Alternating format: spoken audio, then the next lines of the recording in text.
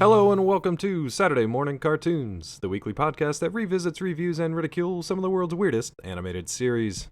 Coming to you from Planet Doom, I'll be your robeast, Dave Drumbore. Joining me as always, my co-host, Sean Blazing Sword Ellis. How's it going, Sean? God. David, I'm doing well, buddy. How about yourself? Doing great. Feeling refreshed. Feeling ready to get back into this thing after we aired some of our dirty laundry over the last 4 episodes. Hopefully you people enjoyed that out there. There's some good stuff from pre-recordings of our episodes. I don't blame you if you didn't like it, but at the same time, if you did, please let us know. What was your favorite from that? Because you actually cut all those together for us. Sean did all the finding and the cutting of our weirdo outtakes. I think one of my favorites was us talking trash about our friend's podcast. I think it was episode 104. That was good. That was surprising. I didn't think that was going to make it in there, but fair. Shots fired. I just like talking crap about Aviv and Matt Reuter and their podcast, Law and Order Special Viewing Unit. Yeah, that's excellent podcast. Check it out. That's on iTunes. They have a very familiar sounding intro. And we've done a guest spot on their show too. So I mean, it was just kind of fun to see how well they're doing and just to kind of shit all over them as well at the same time. Yeah. So we can shit on them while promoting them at the same time. It's pretty fantastic. It's weird because I like to criticize in public, but then praise privately, which is the opposite of what you should do. Yeah. I'm just really good at doing the opposite of that stuff. Yeah, but it's fine because they know that. And we're going to air this eventually anyway, so it'll kind of be both.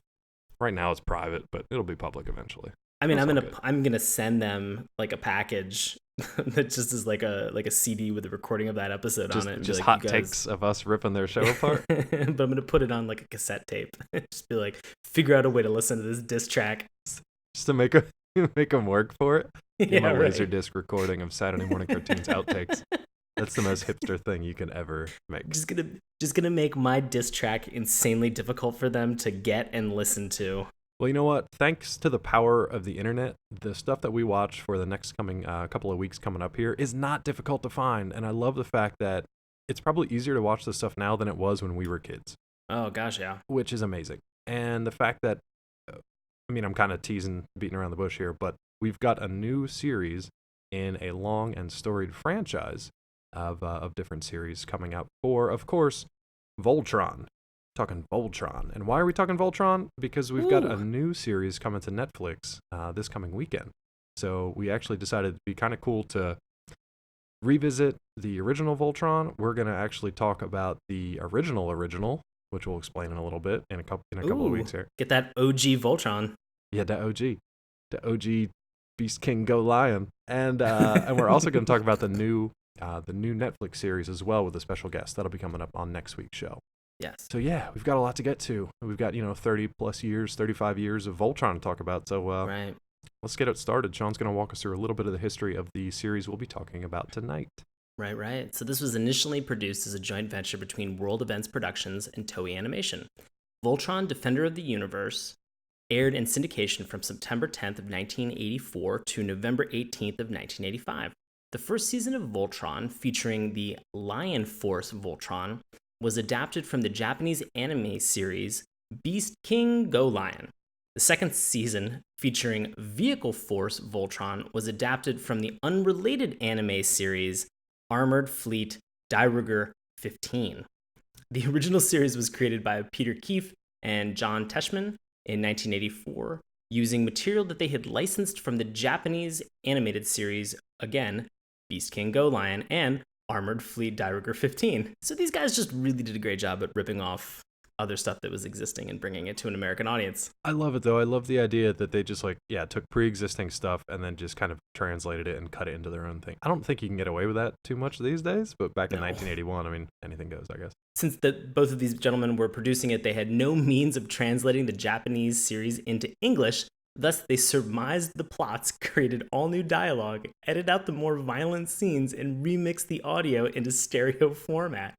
The series was an immediate hit in the United States, topping the syndication markets for children's programs in the mid-'80s. In the early 2016, present day, Netflix announced that a new series, Voltron Legendary Defender, would debut. Netflix announced that a new series, Voltron Legendary Defender would debut in June of 2016 as an original animated Netflix series in partnership with DreamWorks Animation. Yeah, that's cool stuff. That kind of hits all three of the main series that we're going to be talking about over the next few weeks. I really wanted to make the point that, these guys had originally seen these Japanese series and then just wanted to bring them over to the States, but they had the money to buy the rights and then didn't really know what to do with it from there. So imagine that you're watching a cartoon in a foreign language that you have no way of understanding or translating. You don't have closed captions or, subtitles. Yet you want to make a coherent narrative out of it. We will decide by the end of this episode whether or not they succeeded or not, but, clearly it was a super popular franchise here and continues to be till this day. So there's something to be said for that idea.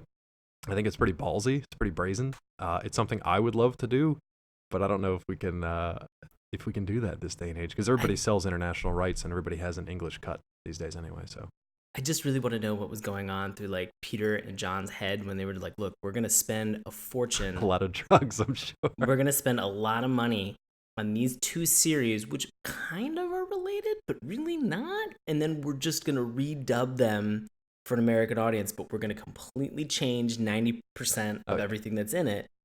And we're going to remove the part that Americans would probably be really interested in, which is the violence. Yeah, and I guess it's because of the the standards and practices for kids shows. There was also kind of a side story that I cut out of our history, but I don't have the other series in front of me. But there was another series they were actually interested in first, or that was shown to these guys as part of like a trade show or something like that. It was basically like shopping international rights to different properties, and I guess nobody had really wanted to pick this up, but these guys, they saw it, but then they were like, give us the one with the lions.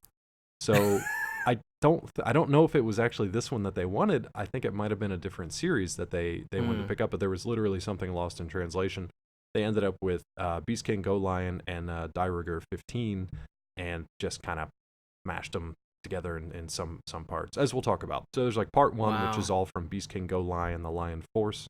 And then I think Dairyger comes in a little bit later on. But I think that this sort of presents to us the moral of the story is, don't make English the only language that you speak. Come on. If you're gonna pick up and do international trade with this stuff, guys, come on, let's be serious. You wanna get on that. Look, it's never been easier. Download Duolingo. We are not getting sponsored or paid by them, but they've got free classes on there. Learn whatever you want, and then go broker your anime deal that you want to do. Don't just buy something because you're just like, give me the one with the lions. You know how dumb that makes you sound? It makes you sound very American. So the other part of this is just be a dumb English-speaking American, and everything will work out fine. Yeah, you got it. Travel the world, buy shit, and then make it your own. Make all the mistakes. I would love it if Saturday morning cartoons could just like buy up a random, obscure, foreign cartoon and then just recut it and dub it with our voices and make up the story as we go. That's my lifelong dream. There has to be something that we can afford, or something that there's we can a lot of on. public domain stuff, so we can take a lot of the old Superman cartoons maybe and like recut them. Oh no. Maybe not. I've kind of looked into that. Probably gonna get sued. But anyway, so. But I mean, how sued? Super sued. Look, we've worked with studios before. We just usually get cease and desists first and foremost. We get very friendly copyright notice. Yeah. They're just like, you guys just can't make money off it, and it's cool because nobody's listening anyway.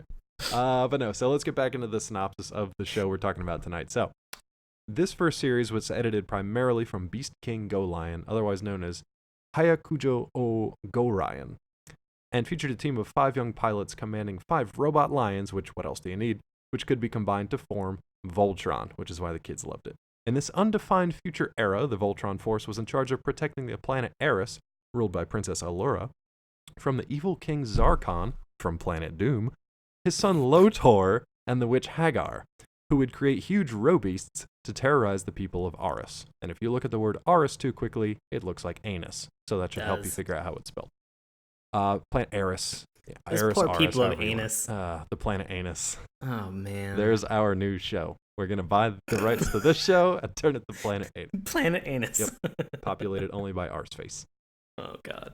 So that, if you weren't, if you didn't know Voltron coming into this show, it's basically 5 guys and a princess, and then a bunch of them just pilot robot lions. They fight like giant robot beasts, and then they eventually form Voltron, which is this huge, like, super robot warrior guy. That's pretty much all you need to know. And that really was just like straightforward for kids in the 80s like us, which is why we loved it. However, watching it as an adult, I Ooh, don't that's know, another man. story. I gotta tell you, I know our buddy Bobby Anthem is out there listening to us. Bobby, you might just want to turn this one off now. I don't want to crush your dreams of the perfect 80s nostalgia childhood that we all share. What I would suggest, however, is going to watch Beast King Go Lion in the meantime, and then coming back in a couple of weeks and listening to our podcast on that. And then definitely come back next week to talk about the new show as well. Because those, I think we both really, well, I don't know if Sean did yet, but we both really enjoyed it. This one's going to get torn up a little bit. So if you're having a bad day, just put this one down. just come back. Just take a mulligan. Take a knee. Take a knee on this one. Take a robot lion knee. Take right that robot now. knee. Take it down. Oh boy. But we're going to start things off like we normally do here with a discussion of the theme song, which has also been Americanized for Voltron Defender of the Universe. God. John, buddy, what's your take on this one? So it begins with some narration and then hits into what I would consider the main theme of this, which is this iconic brass section. It has such a regal tone.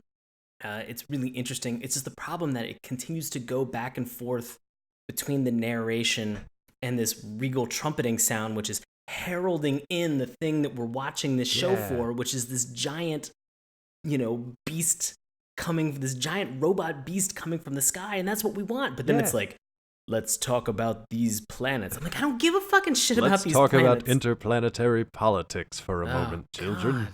Ba, ba, ba, ba. And it plays it like 6 or 7 times, so it like fakes you out over the 2-minute intro. Like you think you're getting into it, and then no, it just backs off. This theme song is the first one that I think that I will straight up call a tease. Oh yeah, because I wanted to get into it so many times, and I remembered just the trumpets just kind of bringing me into the show. And I guess I don't remember the narration, but I mean, even the narration itself was just kind of really, really bad. Well, it goes along with because you've got a few different kind of categories. This is definitely one that's like an exposition-filled narration, where it's basically just like, here's the story of Voltron. And for anybody who is not indoctrinated to the Voltron lore and kind of what's going on, it does a great job of setting the stage, but a theme song, it almost really isn't. Because... No, it's not at all. It's a introduction to a lecture. Yeah, exactly. that nobody asked for, interspersed by great moments of like robots fighting and awesome synth trumpets.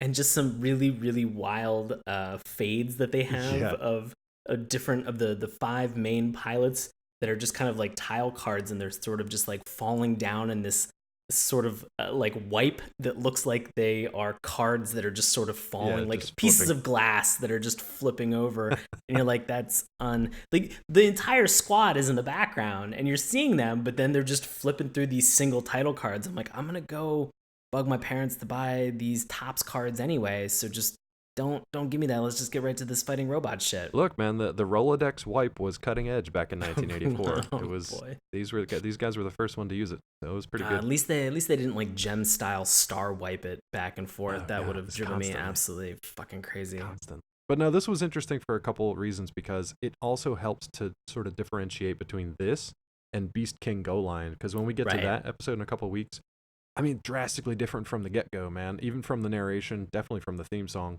It's interesting that this version kind of really boils it down for dumb kids, because they're like, all the people of the good planets got together and formed an alliance against all the people of the bad planets. I didn't know planets were classified by good and bad, that only good people could go to the good planets. You got to get to the future when we start classifying things as just straight binary, where it's good or bad, and that's it. So it's like suburb planets and like ghetto planets, and we basically just like gerrymander. Okay. Which, if you see that when they announce good planets, then they show this entire long table boardroom of a bunch of white people sitting around a table. Nice, I'm like, oh, good people. I'm giving you the okay sign right now. I get wink. I get what you're talking about. Yeah. Not a single minority on Earth in this instance, or on anus. There are no people of color. There are no minorities anywhere in this show. The only person of color is a weird, kind of toad-faced, horned, purpley guy who's super bad.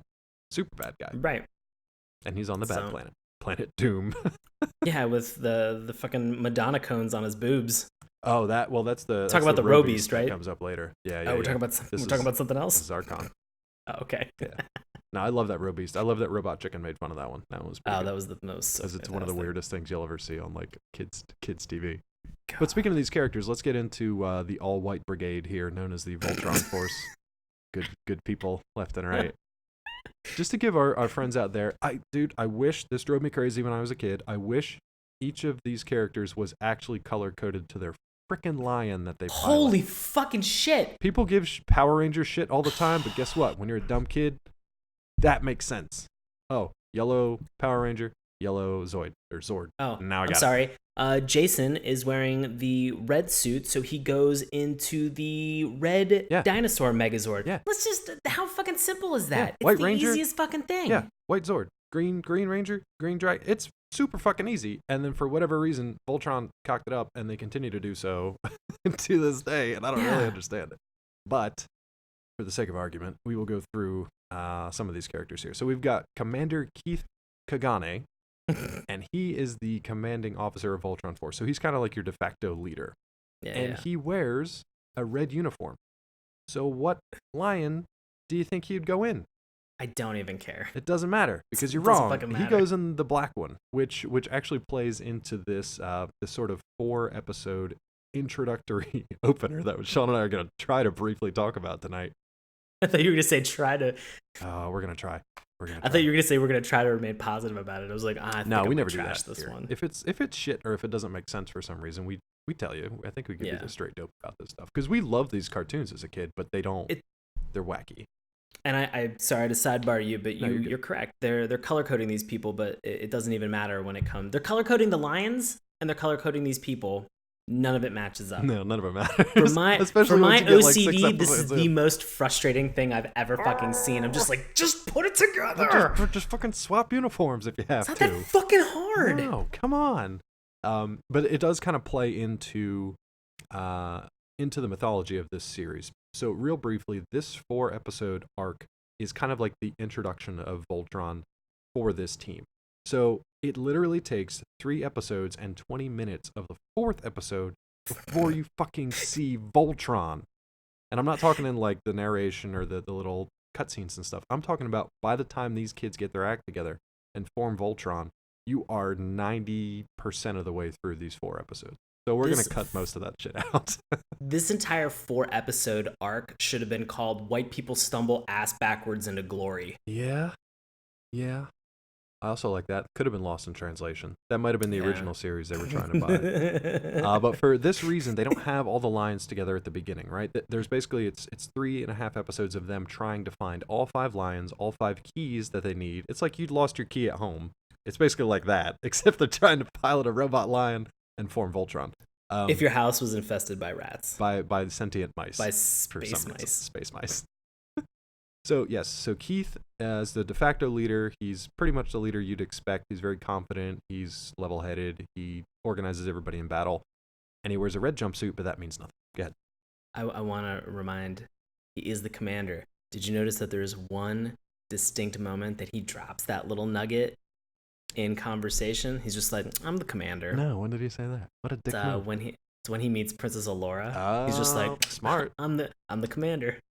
Smart man. Let me introduce you to the rest of my subordinates. I'm like, whoa, power move. Yeah, especially against the next person. Peacock, buddy. Yeah, right? Okay, you want to take Lance? Since that leads it's a good segue into Lance, ladies man Lance. Got ladies man Lance McLean. He's the second of command. He pilots the Red Lion, which makes no sense. I'm so angry right now. I'm like triggered by these not matching colors, man. It's so fucking frustrating. Second in command, we'll breeze through this. Red Lion, or he pilots the Red Lion that forms the right arm, but he wears a blue frickin' uniform. It doesn't make any damn sense. So if you're colorblind out there, it's totally cool. You're fine.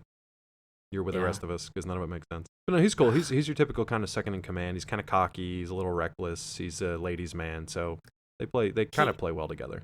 You can tell that he's sort of the roguish kind of difficult to get in sync with lover, because he just wears blue bell bottoms and he's got like He's got a coif of hair in the front and just like a weird mullet.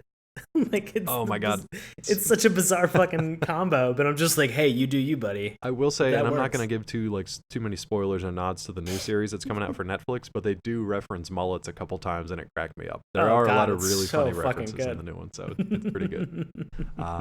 So we got Keith and Lance, and it's worth mentioning that all these guys are together from the outset. Like they're all together. Yeah. They're part of the Galaxy Garrison. They're on this mission, and they're all They're together. space explorers. They're space explorers, and they're all together. So there's yeah. zero like growing pains or anything with these guys. Right. They're all Which buddies. is great when you have shows like this that have an integrated group, a large group of people like Sure. this 5. You never really want to start them as strangers. I mean, that's a lot to build into. You know, if you, especially for this series, because you never really know how long it's gonna last. You know, I always think that it's easier for me when you're writing these things just to kind of go at it from the standpoint of everybody knowing one another. Yeah, it kind of robs some possible dramatic tension and some interesting kind of meat of these characters together. Again, I'm not going to talk about the new series, but they play with that a little bit more. Okay, all right, cool. And it's interesting. And then, to each their own. We'll talk about that on next week's episode, so that'll be interesting to kind of revisit. So, I mean, next up, who do we have, Oh, Dave? is that Pidge? Is Pidge here in the studio? It's me, it's Pidge. Is it Daryl Stoker, who I never knew was his real name? Daryl Why Stoker? would you use my real Oh, name? it's I'm just Pidge. Pidge. A really good Pidge. I'm the asexual Pidge. Yeah, Pidge is about 2 feet tall. The one thing he's got going for him is he wears a child-size green onesie, but he pilots the Green Lion, which is nice, and it forms the left arm of Voltron. So guess what? Pidge matches up. Thank God. They've actually like pumped a lot of story into this little weirdo, which I did not remember. He's got a lot of story, a lot of backstory going on.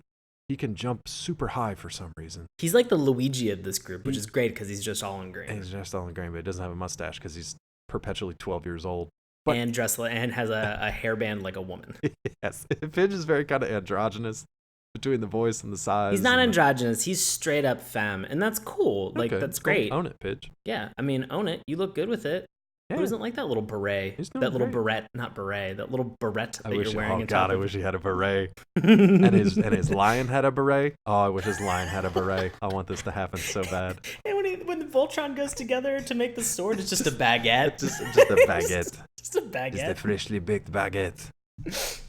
And it has a little French mustache in the beret. God.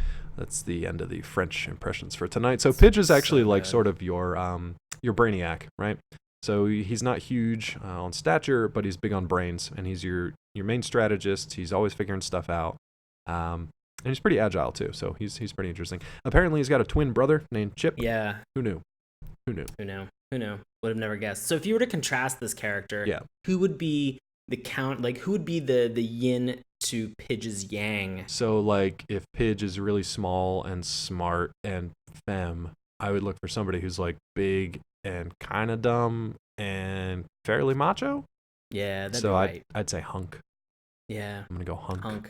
Who I also appreciate because he wears a yellow onesie that's much too small for him, and he pilots the yellow lion. It's more of like an orange uniform, it's like but I get kind of golden. Orange. It's like I'm just like you're like one so hue close, off. Guys. It's like so close. So damn close. Your hex number right there is just a couple of digits off.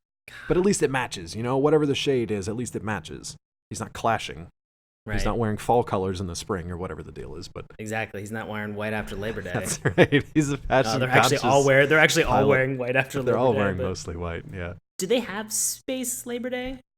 It sounded like you said Slaver Day, and every day is Slaver Day on Planet Doom. Welcome to Slaver Day every day. Fuck. Unfortunately, we'll have to wait 2 weeks to talk about that more because Voltron scrubs any sort of slave plot line out the window. So God, and it is brutal. Yeah. So Hunk. Do you like Hunk? Hunk. I want to like Hunk, but I don't like his voice acting in Voltron. I do not either. Yeah. He kind of talks like this, like he's just constantly has a hernia. It's just a lot of that.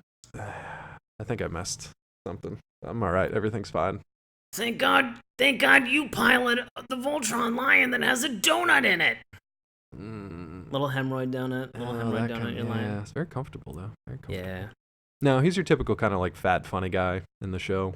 which is unfortunate. Because in the translation, he's actually got a lot more going on. But Yeah. for this one, he's just your fat, funny guy, and he does his thing, and he tries to pass a hard stool every time he talks. So I feel really bad for the guy that voiced him, to be honest with you, because it sounds pretty rough. But speaking of bad voices, holy shit. What are you talking about, Oh, David? Hey, everybody, it's Sven Holgersson, Hi, it's Sven. previously known as Takashi Shiragane.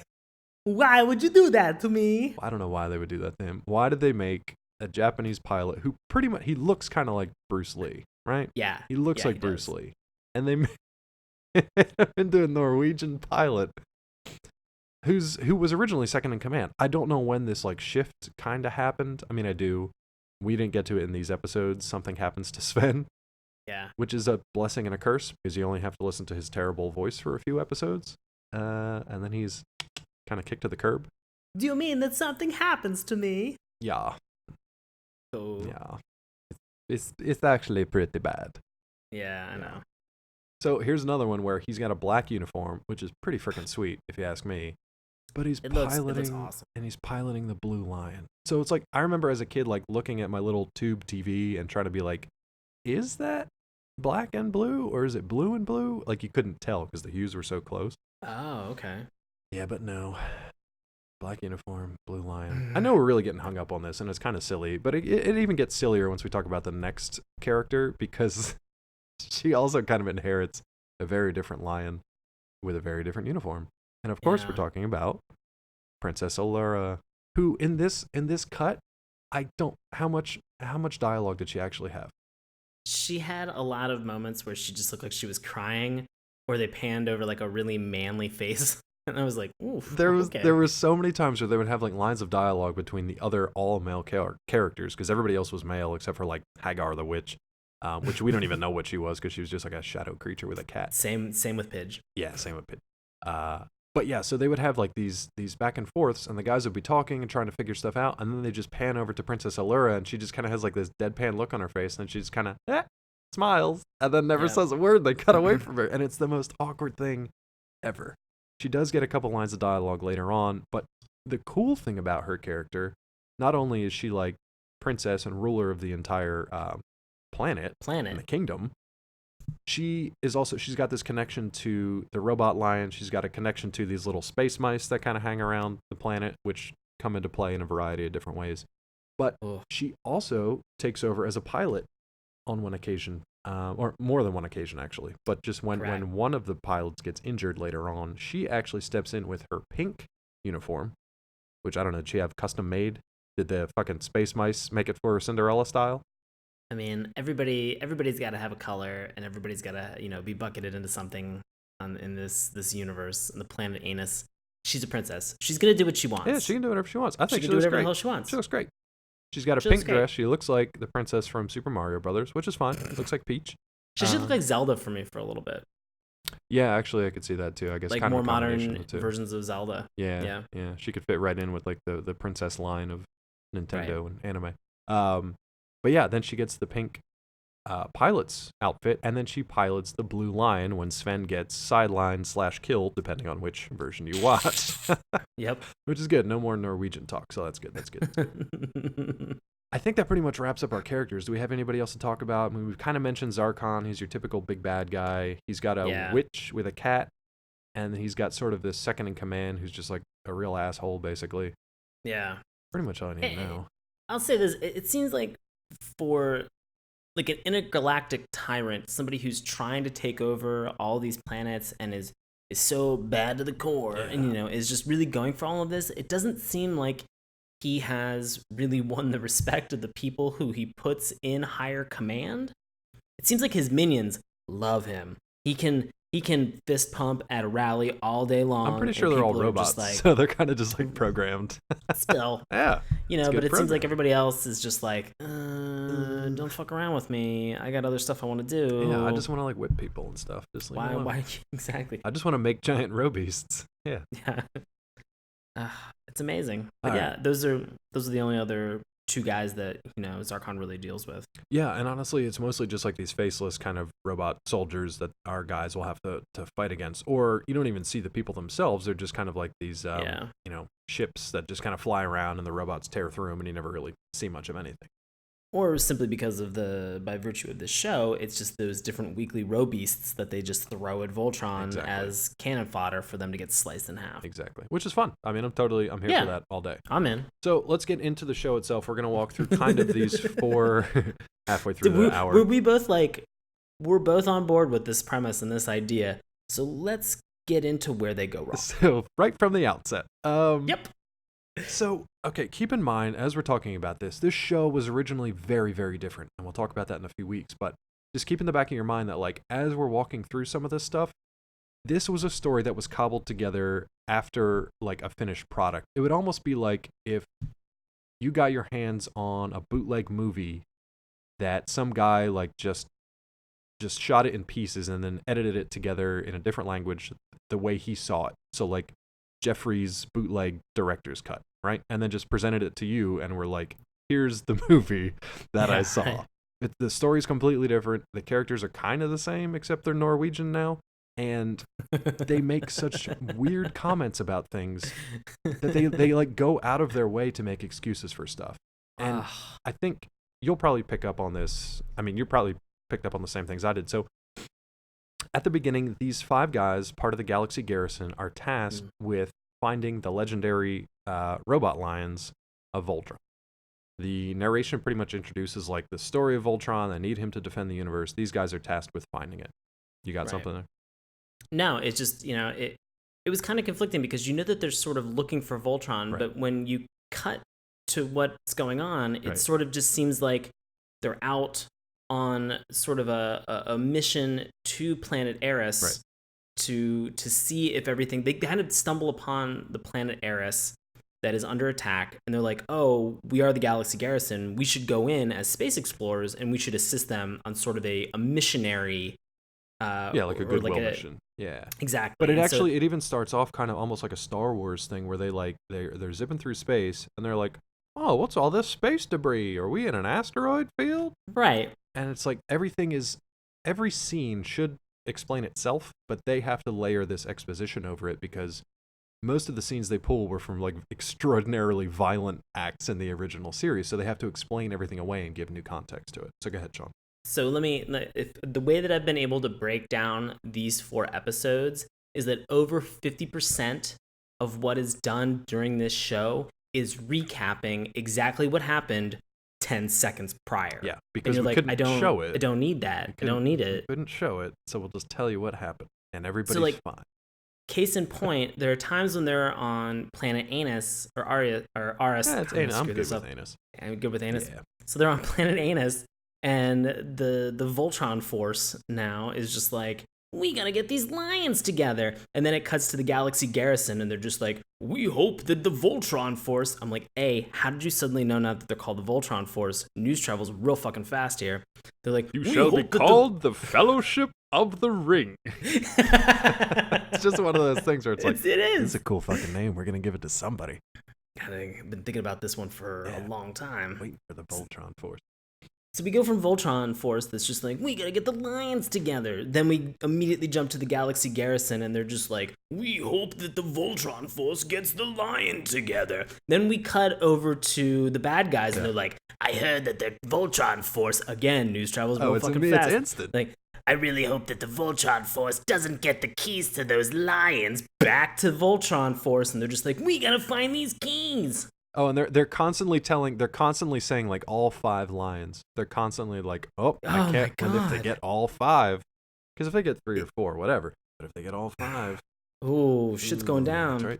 But I mean, this cycle of going from like one location to the next and saying exactly what the previous scene has already said happens so many times that it is just, it's so annoying. I think it was really a choice on their part to be like, they were like, Bob, I don't know what the fuck's going on, so the kids aren't gonna know what the fuck's going on, so let's just make sure that like everybody's clear on it, and we'll just make everybody say like, hey, this is what the fuck's going on. No, I've been holding on to this, Dave. Okay, I what you really just want to say, Peter, John, you lazy fucks for not having one Japanese friend or like one friend in the fucking a guy. 80s. Pay a guy. Pay a guy. You just spent a small fortune to get these 2 licensed IPs. The fuck is your problem? What was that? Learn languages back in the day with Muzzy, like learn French. Just buy one of those. Jula Sophie. Yeah. Like it was like a big green thing. You could. While you're cutting the violence out of this fantastic show to make it into whatever the hell it turned into, you could have been learning Japanese. So they are cutting out all of the interesting parts of this show, and they're adding in 50% more unnecessary exposition that nobody wants, which are just simply recaps of exactly what happened 10 seconds prior. Can I give you my favorite one? And by favorite, I mean the one that pissed me off probably the most. Oh, please. And it was super early on. So as they're flying into Planet Anus, and they're seeing that it's being like just blown apart. Oh god, that sounds awful. So there's just like all this debris flying everywhere. It's getting worse. So there's all this Sounds worse. all this like rocky debris flying everywhere. And they're basically like, oh, the planet's under attack. And they start to fly in, and they're narrating. They're like, we're going down to the planet. The planet seems to be under attack. We're checking out, what's going on the surface. And then they show this just like scoured, fire-blasted, smoking surface of just like blown out buildings and shells that have just been like blown apart. And there should just be like corpses everywhere, right? Or at least people like staggering out of these buildings, like shell-shocked and whatever. And they make it a point on multiple occasions for like Keith or somebody to say like, oh, I don't see any people there. They must have gotten to the safety of their underground bunkers and shelters in time. And I'm just like, fuck you. That is not what happened. But I get it for kids that they're trying to just be like, oh, everybody's fine. There's just like a lot of buildings that got blown up. Oh yeah, but everybody's fine. There's in the same there. vein. Yeah. In the same vein, Dave. This is also the part where they cut back to the Galaxy Garrison, and they're just like, most of the planet Anus has been destroyed. Yeah. And then the general out of nowhere just goes, Voltron could save them. I'm like, yeah, no, like no doubt. At some point, if Voltron was around, he could have saved them. But what are you gonna do? What are you, as a part of the Galaxy Garrison, what are you gonna do right now? Oh, we're just gonna sit around. Who wants lunch? Like that's your next point of order. Panera. I love that he's like that I love guy. the bread bowls. He's like that kid on a playground where he was like, he's like kicking at the sand and he's kind of quiet and he's like, I had a good idea, but you guys didn't listen. Yeah, right, exactly. Like, yeah, we know fucking Voltron. All right, that's what this whole thing's about. He's so pensive about the whole thing. It's like, just shut up. We're working on it. I will say this though. Yeah. Say what you will about King Zarkon. Yeah. About how evil he is. He gets shit done. And about he is good at decimating a planet. From a throne light years away. Low level. Like, oh, damn. Mwah. Great job, buddy. Well done, Zarkon. You really earned everything to the point where they decided that when they have all the soldiers that are marching out of your transports, that they're going to reuse that animation 3 or 4 times to the point where they have the ships that are flying out. This is actually transitioning into a new segment that I want for this series, which is called Reused Animation, you lazy fucks. Hey, they paid for it. All you gotta do is flip it around, have them march the other direction. They were not marching in the other direction. They were marching in the same damn direction because those snakes come up out of the sand. Same 3 snakes come up out of the sand and then get shot at and then dive back down into the fucking sand. And that's the whole fucking thing. The good How news many is fucking times am I gonna watch them try to kill animals in the fucking desert? Fuck this show. The good thing is that we can skip over 80% of the show because it's all the same animation over and over again. God. So at some point, these guys get captured, right? It was never super clear to me how exactly that happened, but these guys get captured. And then they kind of roll through this bizarre, there's this weird dance where they're kind of trying to show that they're in trouble, that they're in peril. But at the same time, they don't want to make it too scary or too violent for kids. So they're captured, but at the same time, they're just kind of hanging out in a jail cell, just watching like gladiator games down in the pit. That's like hundreds of stories below them. And it's just like, where are you? And what is happening right now? And there's monsters everywhere. There's monsters fighting monsters, drinking monsters. There's... Sponsored by Monster Sponsored Energy by drink. Oh, we're not getting into that again. Yeah, we are. There's so much going on, but you can tell that something has been left and something is lost in translation there. Oh, yeah. And what's left out is super brutal, but we won't get into it tonight. So that's a teaser to Right. come back in a couple of weeks. So the way they make their escape from this jail cell, and by the way, the first episode is titled either Space Explorers Captured, which is the Americanized title, or Escape from Slave Castle, which is the Yeah. original Japanese translation. Which is hardcore. Yeah, that was pretty badass. So our guys, they show up, they narrate, they say everybody's fine from this nuclear holocaust, and then they get their asses captured, but everything's totally fine because robots and monsters are just battling each other in an arena. Sure. So everything's totally chill. And then thankfully Pidge can jump super high and basically helps to get them out of this jail cell. I mean, they all end up having the ability to jump super high because they all. Oh no! Pidge jumps up and ties. Pidge jumps up and he rope. ties some That's kind of right. rope Thank too, you. yeah, Thank you. because Thank you. he's like tiny little fella, but he flies about like 50 feet in the air for whatever reason. Which led me to believe I was like, is there like on planet Anus? Is there like a change in the gravity? Maybe Like, is there a difference he's in like gravity? Ant-Man or something. Yeah, okay. Because they were like I can see originally that. Earthlings, so maybe he's got like superpowered legs up there. I don't know what's Fair going on. enough. I don't know what's going on. But honestly, like there's just like a haze from the time that they escape that to the time they start to. They eventually make their way to the castle, where the princess and her sort of what would you call him, like a confidant, like a Yeah, like a consigliere. yeah, something. I wasn't going mafia with it, but like a man at arms kind of thing. Yeah. Basically someone who watches out for the princess, because there's literally no one else around.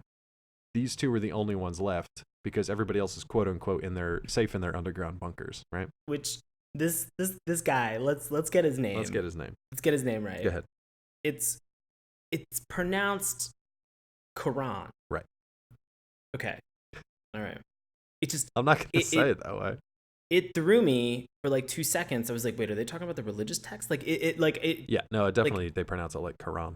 It's Quran. spelled like coral, but with an N, so Corin. Yeah. Corin. Corin. Yeah. But they pronounce it and they say Quran. Yeah. So it's a little wacky. Yeah. Right. So we'll call him Corin because we don't want to upset anybody, maybe. Yeah, especially So- myself, because that Right. would be bad. So yeah, So Corin. Corin has this one line, which is my favorite, what you got? that all of these guys show up and he just goes, "Our prayers are answered." And I was like, wait, were you just waiting for 5 people to I visit? was just waiting for 5 Like, white was that- guys to show up. were you Take just this waiting bitch for off my 5? hands. Were you just waiting for 5 guys just to show up and just be like, "We want to do this. Let's get started." And you're like, just shut. Everybody, where's the lions? was You're like, waiting. just shut. I was waiting for Hunk and Shut it. Sven to show up. Shut it down. Just shut it. Shut it all down. Lock up the gate. Throw away the key, and then burn everything with fire. So I look, was like, here's come on. here's the moral of the story. Just get a spaceship and a couple of your buddies and fly somewhere, man. And eventually one of these places, there's just going to be a dude and a princess, and they're going to be like, finally, you're here. And that's all I ever wanted. And then guess And- what? Tell me how to get keys to a robot lion. Maybe Oh, that hold on. robot lion turns into a giant Yeah. robot. That's all I'm And he's asking gonna for. he's gonna tell you. Yeah. He's gonna tell you. You need the magic formula for Voltron. I'm like, no, I don't. No, just the No, I freaking don't. key. No, I just need the fucking Just keys, give me you a dummy. key and maybe I'll wear that uniform too. Oh, it doesn't Ugh. match? Fine. I mean, Jesus, every damn time. God, you guys have had like 10,000 years to get your shit together, and Nothing. Ask one freaking thing. I just want my costume to match my robot lion. I don't know how hard that is. Yeah, it's really not hard I don't at know all. how challenging Change the that paint is. scheme. I will say this that is very, very challenging is that for Corin, he plays. I don't know if they were trying or making some attempt at creating stakes or maybe showing that he needed to be able to trust this group of 5 white men that he immediately is just like, "You're the Voltron Force." And they're like, "We were space explorers 5 seconds ago, and now we're the Voltron Force." Sounds great. Yeah.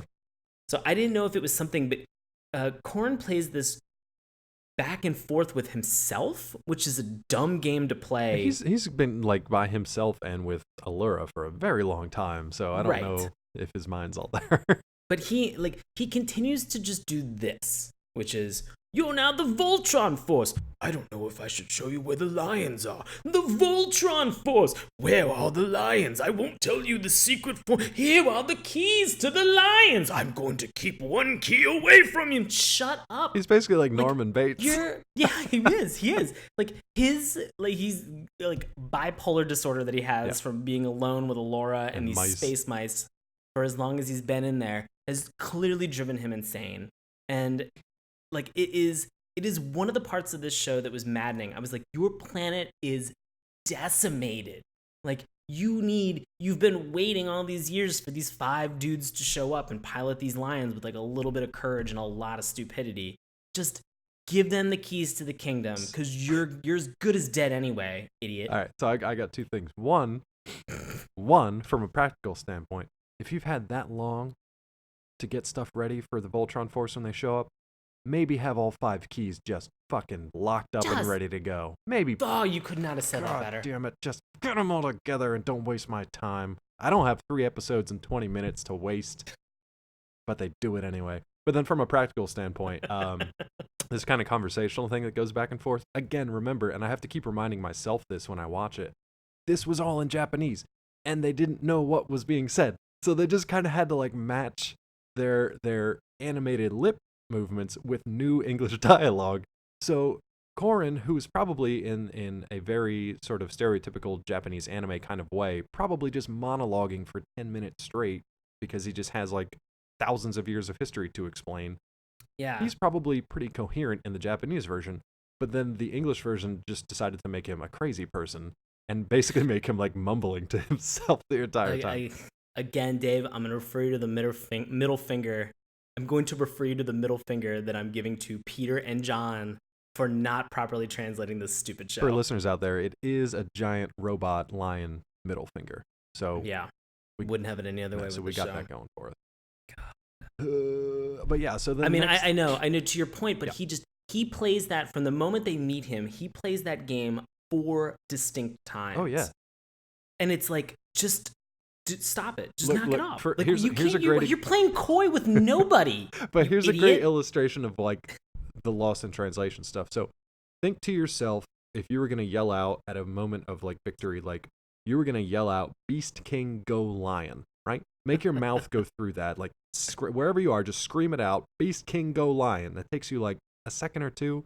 Hopefully you're in a public place when you're screaming this out. Maybe you're at work listening at a cube. Wherever. I don't care if you're in a forest, in the shower, in a meeting. Beast King, go lion. All right? Now try to do the same mouth movements, but just say Voltron. And it doesn't fucking work. So when these guys all scream Voltron and their mouths are flapping for an extra 3 seconds, it's just, as I watch it now, I'm like, man, the production quality is so low. But as a kid, it's bad. It didn't matter. It was just fun. It was silly, whatever. So I just figured that's how people talked when you got older. Yeah, your mouth just spontaneously kind of wow. You had a lot of extra. Everybody's out of sync. Flapping going on. Yeah. So we now have our Lion Force. We got our Voltron Force. We've got a quest for them to complete now. They've got to find these keys. The one cool thing that I liked about this was that each of the lions had kind of a different element or was in a different area. So each of the kids, each of the members of the force had to go off and kind of find his own lion and kind of make a, form a relationship with that lion to begin with.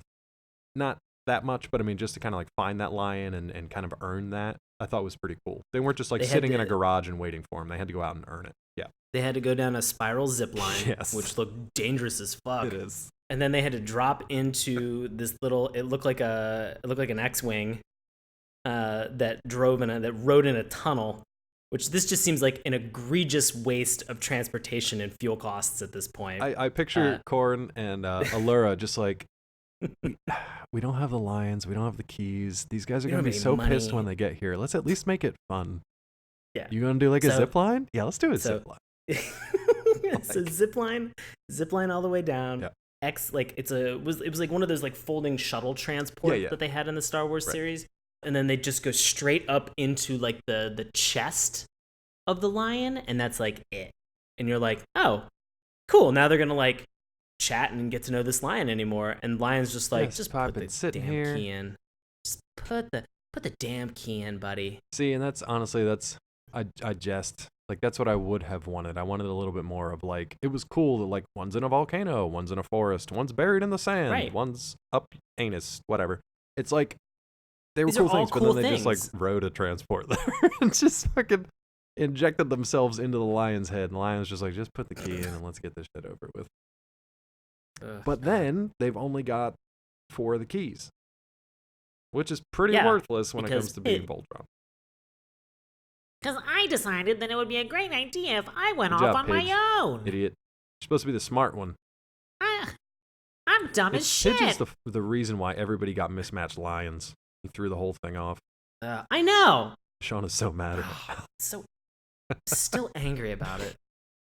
So Pidge goes off, gets shot in the back a couple Nah, it's times, fine. doesn't get injured Because he's got his at little green all. suit on. He's all right. But the other 4 have now gained their lions and have communicated with these lions via a key and come to his rescue. So real quick, I want to go through the titles just because I find them hilarious. So the second episode in which they kind of met up with the royal family and learned about the lions and everything was called Escape to Another Planet / The Ruined Phantom Planet. And then the episode where they have to get all the lions and get all the keys together. The English translation is A Ghost and 4 Keys. The Japanese translation is So The good. Ghost and 5 Keys. Which cracks me up. And then the 4th and final episode of this sequence, The Missing Key. So now you know where that 5th key went from in the English version. And then the Japanese title is so much better, Resurrection of the Legendary Giant. Why do you not want that? That's It's really so good. perfect. It's really good. So guess what? So back to what you were saying, with Pidge screwing everything up, it does eventually lead them to find the 5th key, sort of. Right. So do you want to walk us through kind of the convoluted way in which they discover that 5th key? Right. So Pidge is injured right before some of these robots would deal sort of a death blow by knocking a mountain on top of him. This dude opens up a wall in a cave and pulls him in. And it turns out that he's, one of the citizens of Anus, and they're just like, we got to get you to safety. We got to make sure you're all right. I'll take you as far as you can to go into this door that lets into the castle. So go ahead. So Pidge has now been traveling for quite some time. He's exhausted. He's parched. He's low on fuel, low on gas. So he gets in through this cave door and just collapses and I guess scares the shit out of these space mice, which run over his head. And so later on down the road, like, when they've all assembled and they're just like, we need to get this other key. And, somebody's just like, well, let's go back down. We've looked everywhere in the entire castle. Let's go down and look in the coffin of Princess Alora's father one more time. And they notice a tiny little crack that's in the coffin. And they're just like, oh, it could have been a mouse. Sure, because that's my first thought when I see a hole in like solid fucking stone. In a fucking coffin for her father that's been like, he is. He's in like an Egyptian sarcophagus. And so go through this whole process. Pidge is just like, oh, it may have been the mice. I saw them when we came in, and then I saw them when I came in through the secret entrance. And that is when the most batshit sequence of crap occurs, where Princess Allura is just like, I was lonely. My parents are always gone on diplomatic It's the first fucking time she talks. Talking about mice. Yeah. She's like, I didn't have any friends. The mice kept me company. And you're like, go on. How did they keep you company? Which, exactly. Which translates into this like ballet montage of all 4 mice in dressed up like as ballet dancers, doing like twirling and spinning moves for her amusement. And she's like, I'll go talk to the mice. And so they end up trapping the mice, and that's when Princess Alora's like, you gotta let them go. I'll speak with them. Don't worry, I speak fluent mouse. Space mouse. To which the mice are just like, oh yeah, we'll totally help you out. Here's the key. And then they're like, great. Peace out. Task done. Get that. If that seemed anticlimactic, that's because it 100% was anticlimactic.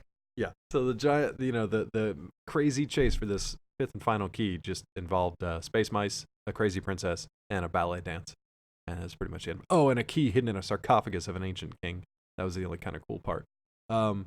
Real quick, before we get to the final battle here, I do like the fact that the crazy person in the cave was at one point when he like bid farewell to Pidge. He was just like, farewell, I must return to my cave people, and just kind of like wandered off into the distance. That was pretty cool. That was great. We're lost in translation. So guess where that fifth lion has been hanging out this entire time?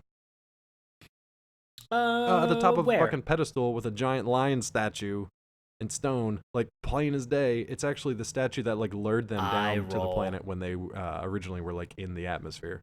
So yeah, so there it is. And now Keith, the pilot with the red costume, is piloting the black lion. Drives me nuts, guys. It drives me nuts. Drives me really crazy. But it's a pretty sweet really lion. Crazy. That black lion's pretty sweet. Pretty sweet. Yeah. It forms the head and the torso, and it's pretty good stuff. Yeah. And he engages the interlocking capabilities for everybody else to be able to join. He's like, engage thrusters or some like crazy. He's got some crazy thing that he goes through. Thought it was engage interlocking sequence. I was like, all right, do it. Yeah, they've got like this whole sequence figured out. Like they've read the training manual in the downtime of like how to form Voltron and whatnot. But again, we've got Corin, who the entire time is just like, you might not be able to form Voltron, the magic formula. And I was like, it's pulling a lever and pushing a fucking button, dude. How difficult do you think this training could possibly be? I could explain this to my grandmother, my 93-year-old grandmother, and she'd be like, got it, not a problem. Can I walk you through Keith's Voltron quotes? Activate interlock. Please. Dinotherms connected. Infracells up. It. Mega thrusters are go. Let's go. Voltron force. Form feet and legs. Form arms and body. And all form the head. My favorite is form blazing sword. That's pretty badass. I don't care who you are. Yes, blazing sword's fun. I don't care what language you're speaking. Form blazing sword. Pretty badass. So yeah, all the lions kind of get together. They fight this roe beast that had originally like taken them out in the desert because there were only 4 of the lions, and this thing is massive, made by Hagar. But then once they're eventually able to form Voltron, they literally just slice this fucking thing in half, and it's just like problem solved. No big deal.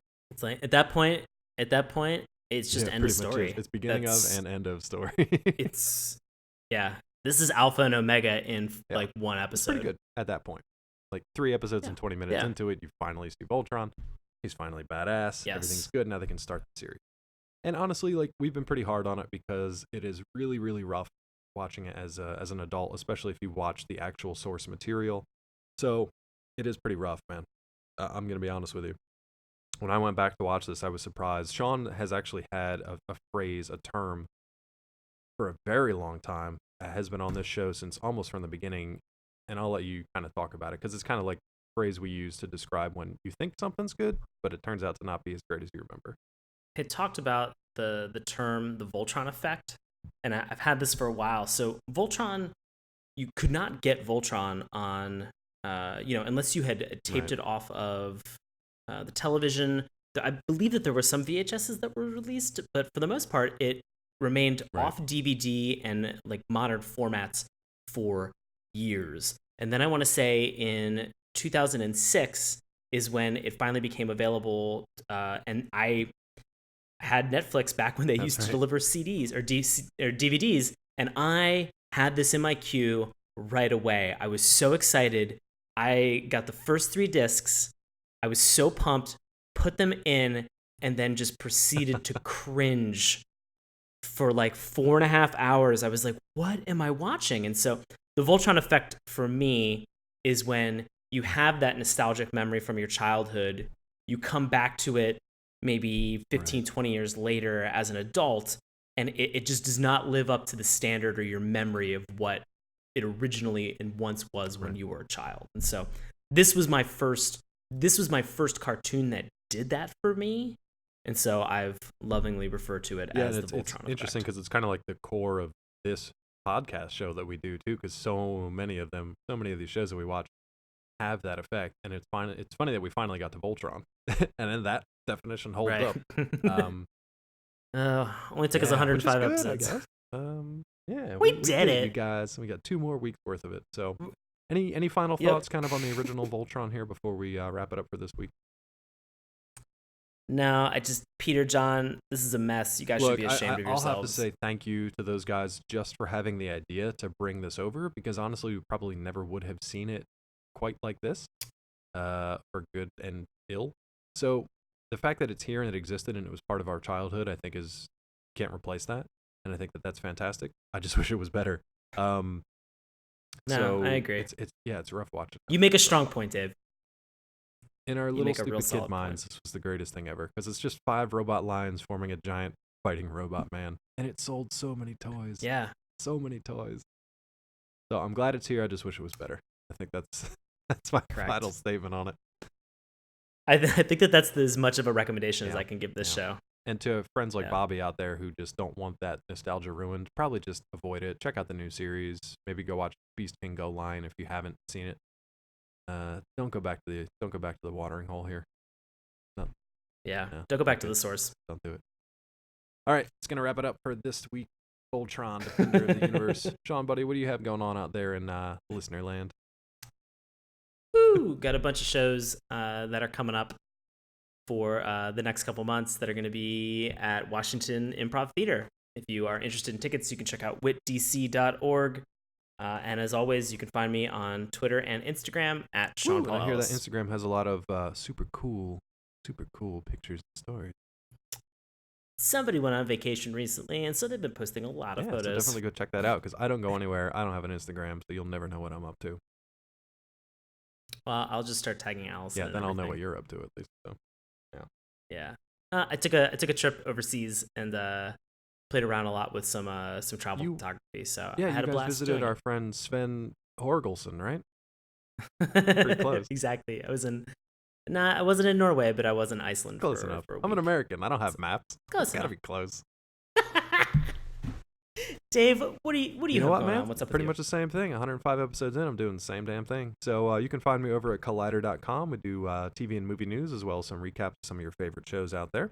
I'm also a writer for Nerdist for their science categories, a freelance writer. Speaking of writing, I do some of my own over at davetrumbore.com. So if you're interested in any of my short fiction, including some of the stories I submitted to the DC Comics Writers Workshop Talent Workshop Contest thing. I'm a writer, not a speaker. So yeah, you can check out some of that stuff over there. If you're interested, you can find me on Twitter at DrClawMD. If you want to find out more about Saturday morning cartoons, you can do so at our website, SaturdayMorningCartoons.com. Remember, it's morning with a U. On Twitter, we are at MorningToons. Tumblr, SaturdayMorningCartoons.tumblr.com. That's where Sean's handiwork will be, bringing you all kinds of crazy cartoons, nostalgia, a lot of fun stuff. We've also got a Facebook page and a YouTube account, which you guys have been fantastic with, so please continue to share those posts around. We really do appreciate it, and it helps keep the site afloat. You can also listen to our audio podcast each and every week for free through iTunes and Stitcher. And as always, if you'd like to drop us a line, you can do so at SaturdayMorningCartoons@gmail.com.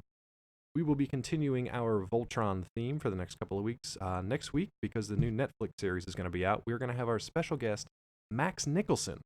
Max Nicholson, all-around good guy, big fan of animation, cartoons, has done a lot of stuff with Avatar, Korra, the Star Wars series. We've had him on the show before as well. He's a fantastic guy, fantastic writer, and he's super excited to be talking about the new Voltron Legendary Defender. You guys are going to be able to check that out on Netflix this coming weekend. You're going to be able to binge all 13 episodes if you want. June 10th is when it premieres. So like Friday at midnight if you want to check it out. And then you'll know what we're talking about when we speak about it on the show next week.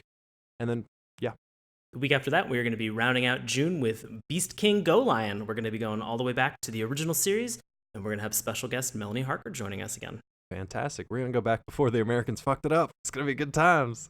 Yep. It comes full circle. Form blazing sword. Oh, damn it. So yeah, I'm looking forward to that one too. So yeah, I mean, it's great being back with you again after our little break. And to listeners out there, thanks for sticking with us. And for 2 years, over 100 episodes, you guys are the best. So yeah, thanks again for listening. This has been Saturday Morning Cartoons. We will see you next time.